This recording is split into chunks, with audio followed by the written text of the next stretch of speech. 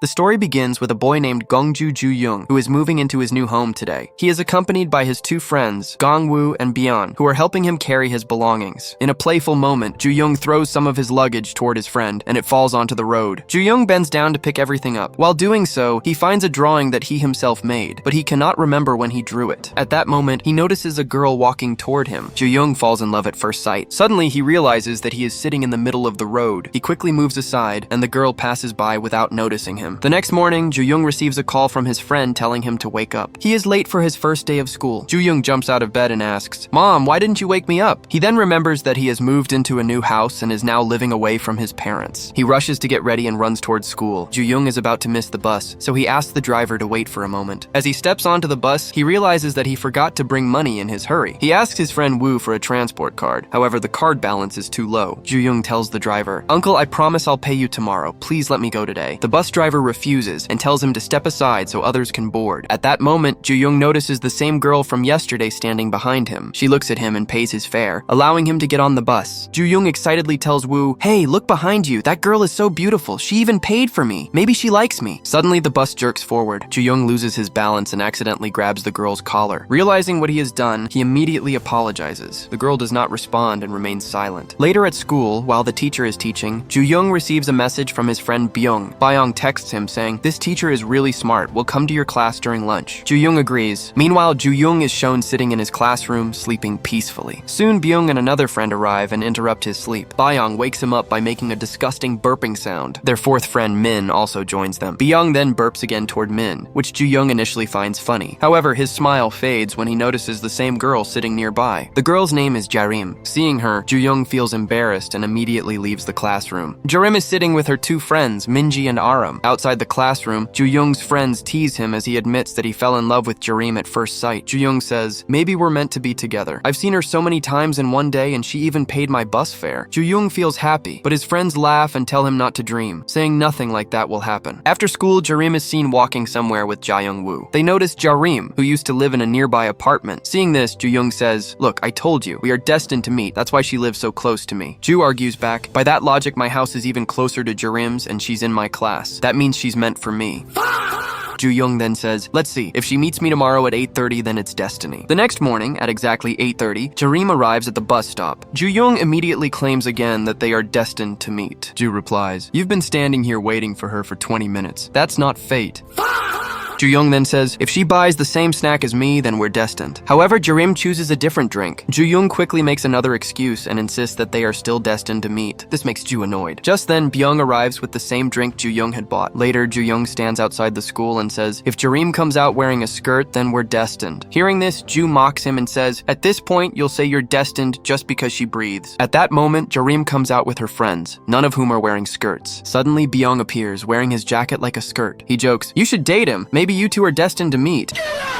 Later at the game center, Joo-young begins to think that maybe Jarim is not destined for him. His friend tells him that if he likes her, he should talk to her directly. Joo-young says he has no reason to approach Jarim. Then his friend reminds him that he still needs to return the bus fare Jarim paid for him that day. Hearing this, Joo-young immediately decides to go find her. He asks his friend, "Do you even know Jarim's apartment number?" His friend admits that he does not know. Joo-young then says, "You're in her class. Can you become friends with her and introduce me?" His friend refuses and replies, "You should try talking to her yourself first." The next day, as Jarim waits at the bus stop, Joo-young says, "Not today. I'll try tomorrow." The following day, he sees Jarim leaving her house. Joo-young tries to walk ahead of her, but Jarim moves faster. The next day, he follows her again, but when Jarim suddenly turns around, he quickly hides. Even then, his bag is clearly visible. The day after that, he follows her once more. Jarim notices that someone in a red jacket is following her. When she turns back, Joo-young hides again, but his feet are still visible. Later at school, Joo-young suddenly approaches Jarim and says, "Jarim, do you want to be friends with a boy? I can arrange it." Jarim immediately refuses. Then her friend Minji suggests setting Jarim up on a date. Joo-young refuses and says, "I'm not putting any boy's life in danger by arranging a date with you." At that moment, Jarim reveals that a boy has been stalking her for some time. Joo-young asks, "Did you see his face?" Jarim replies, "No, all I know is that he was wearing a red jacket today and had a bowl haircut." Hearing this, he immediately goes to Joo and says, "Jarim told me that a boy has been stalking her." Joo asks angrily, "Who is it? Tell me, I won't let him go." Joo-young replies, "Well, I walk behind her every day and I've never seen any other boy." He then explains that Jarim mistook him for a stalker, and even described him as wearing a red jacket and having a bowl haircut. Hearing this, Joo becomes upset. Just then, Min arrives and takes the chance to offer Jareem his jacket and even tries on her glasses. Minji sees everything and immediately understands the situation. Joo says, "I'm not stalking her on purpose. I only wanted to return her money, but I can't even talk to her." Minji asks him, "You like Jareem, right?" She looks at him carefully and says, "Just admit it. You have no chance. Jareem doesn't like guys like you." Joo asks, "Then what kind of guys does she like?" Even Minji does not know because Jareem has never dated anyone. Hearing this, Joo becomes happy and says, "Then you don't know what kind of guys Jareem likes either." However, Minji is completely confident. She says, "You still have no chance, so forget about her," and then she walks away. Min also realizes that Joo was trying to trick him by using his jacket. He quickly takes his glasses back and says, "You're never getting this jacket." With that, he runs away. Before leaving, he tells Joo to return the money the next day. He warns him, "The longer you delay this, the harder it will become." The next day, Joo follows Jareem again. This time, Jareem notices him and starts running. Suddenly, she appears right in front of him. She grabs Joo and asks, "Who are you, and why do you follow me every day?" Joo replies, "I'm the one whose bus fare you paid that day. I wanted to return your money." Jareem then remembers him. Joo gives her an envelope with 1,001 and says, "My name is Joo-young." He then asks, "By the way, what's your name?" Jareem tells him her name. Joo says, "I live near your apartment. Why don't we become friends?" Jareem agrees and starts to leave. A scene from 5 days earlier is then shown. That night, Joo-young stayed awake, writing everything he wanted to say to Jareem on a note. He hoped she would read it when he gave it to her. However, Jareem paid his bus fare without even looking at the note, shattering his hopes.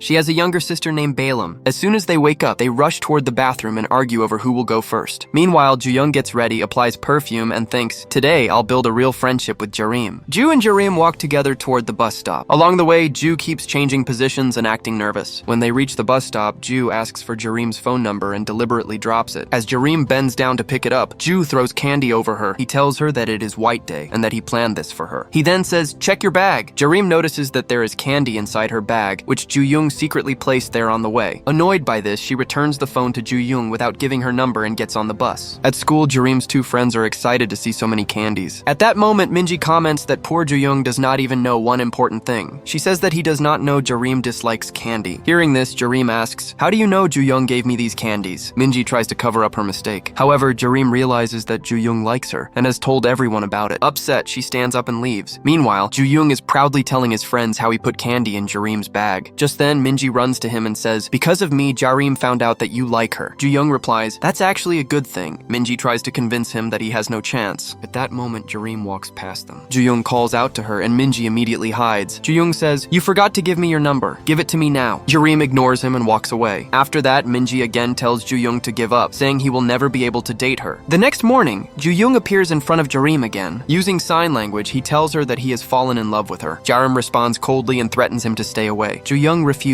to back down. He follows her everywhere, plays his guitar, and keeps asking for her number. Angered by his behavior, Jareem throws the guitar away. During this, Joo-young injures his hand. Jareem immediately apologizes and asks, "You're not badly hurt, right? Let me see." Joo-young shows his hand where he has written, "Give me your number." Jareem gets angry and walks away. Later, Joo-young's friend secretly gives Jareem's number to Joo-young. Instead of being happy, Joo-young becomes furious. He says he wanted to get her number by talking to her himself. Joo-young then visits a doctor and claims that he has a condition that stops him from expressing his feelings. The doctor gets annoyed, scolds him, and sends him away. As Joo-young leaves, he sees Jareem passing by. He tries to speak, but Jareem says she does not want to talk and walks away. Joo-young sits alone, feeling broken. It starts raining heavily. Just then, Woo comes and tells him that Jareem forgot her umbrella. Hearing this, Joo-young thinks this is his chance to walk home with her under one umbrella. His other two friends arrive and offer him their umbrellas. However, Byung says that Jareem's friends might also have umbrellas, and she could leave with them instead. Worried, Joo-young asks Woo for help. Moments later, Jareem's two friends check their umbrellas. One of them realizes her umbrella is missing and quietly leaves. As Jareem starts walking alone, Joo-young approaches her with an umbrella and asks if they can go together. Jareem runs away instead. Joo-young then tries placing umbrellas near Minji and Aram to distract them. Minji notices what he is doing. Aram, who is strong and aggressive, prepares to confront him. Meanwhile, Joo-young keeps following Jareem and insists they share the umbrella. Jareem refuses again and walks away. Suddenly, Aram punches Joo-young, making his nose bleed. After that, both of them start to walk away. Joo-young throws his umbrella on the the ground in front of Jarim and tells her to use it and go home alone. He says he is not coming and does not want her to catch a cold. Jarim refuses to take the umbrella and throws it away. After some time, Jarim reaches her apartment after leaving the umbrella behind. Joo-young comes down and stops her, saying, "Because of you, the umbrella is ruined and now I can't go home either." At that moment, Jarim realizes she does not have her access card, which means she cannot enter the building. Her two friends find Jarim's card lying on the ground. They pick it up and keep it with them. Jarim is still standing outside with Joo-young. Her phone battery is dead. Seeing this, Joo-young says, "If you want, you can come to my house. It's nearby and you can charge your phone there." Jarim refuses again. Angrily, Joo-young says, "Fine, I'm leaving. I don't care if you catch a cold," and walks away. Meanwhile, Minji and Aram are comfortably eating at a restaurant. Joo-young treated them, and his friends are busy finishing the large bill. Aram says, "We should go give Jarim her card. She must be standing outside." Minji replies, "There's no need to disturb them." Hearing this, Aram assumes that Joo-young will take Jarim to his house in the rain and that they will grow closer. However, nothing like that happens, and Jarim remains standing alone outside. Suddenly, Joo-young returns. He has brought dry clothes for Jarim from his house. Jarim asks, "Why are you wet? Didn't you have another umbrella?" Joo-young replies, "No, I don't have one. I forgot to bring it when I moved here." Jarim asks, "Then why did you come back?" Joo-young answers, "Because I was worried about you." Touched by this, Jarim says, "Let's go to your house." Just as they are about to leave, a woman from inside the building opens the door and lets Jarim enter. She also pulls Joo-young inside and tells him to wait for 2 minutes. Jarim brings him a dry sweater from home and asks him to wear it. She also gives him some medicine so he does not catch a cold. Jarim hands him an umbrella and says, "If you still get sick after all this, I'll kill you myself." With that, she leaves. Joo-young walks away happily. He can still smell Jarim's scent on the sweater. Just then, Jarim's younger sister Lim arrives and sees him. She wonders who he is and asks Jarim, "The boy downstairs is your friend, right? Why did you give him my hoodie?" Jarim feels shy and embarrassed. With this moment, the story of the first 2 episodes of the drama comes to an end. Friends, if you enjoyed this Korean drama explanation and want to watch the next part, comment "next part." Please like this video and subscribe to the channel. Your support will help me reach my goal of 1,000 subscribers. See you in the next episode.